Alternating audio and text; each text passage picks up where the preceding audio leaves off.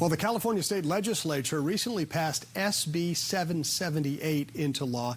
It requires all businesses with more employees to provide mandatory anti-harassment training for each employee. So here now to talk more about the use of this new law and how it can really be an opportunity to create a better workplace is the Director of External Relations for the National Conflict Resolution Center, Ashley Virtue. Good to see you, Ashley. Thanks for coming on. You too, thanks. So tell us a little bit more about this new law, because this means that a lot of companies are probably going to be having to teach their employees about this anti-harassment. Yes, a lot of companies have a lot of curiosity about this because they may not have previously been affected by a required training.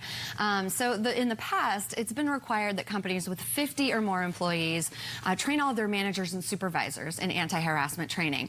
And now it's companies with 5 or more employees have to train all of their employees in some form of anti-harassment. So essentially, if you work in California, this almost certainly affects you unless you're in a very, very small company.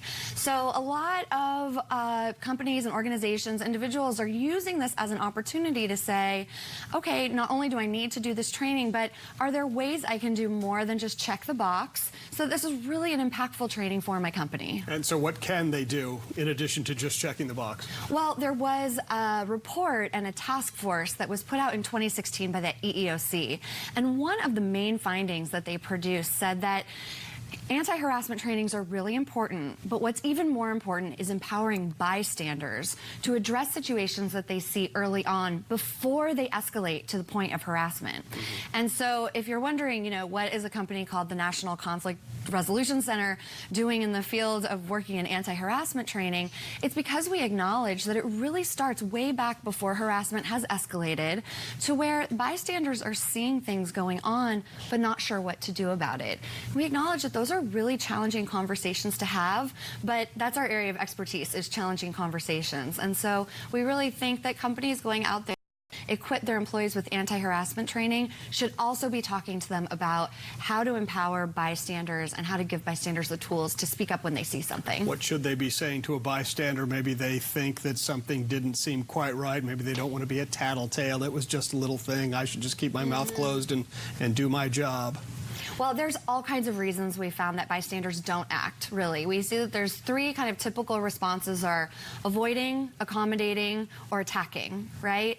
But none of those are really effective when it comes to stopping the behavior in a long term. And so what we encourage bystanders to do is to really think about what they want to do in the moment. Do they want to be direct in the moment, kind of address the inappropriate behavior in the moment? Are they in a position of authority that they could do that? And then also, and really more importantly, what do they want to do after the fact? After that incident has occurred, do they need to delegate that situation to a supervisor or to human resources? Or, if appropriate, what would be wonderful is if they could have a dialogue with the person responsible, the person who maybe made an offhand joke. Again, this isn't escalated to harassment yet, but kind of at that early intervention level where they could probably stop it from hopefully getting their future. Is there some common types of behavior that is harassing that maybe people who are doing it don't understand that it's harassing, that you've found just in your line of work? Absolutely, and I think this new law will really help educate the workforce about what is and isn't harassment.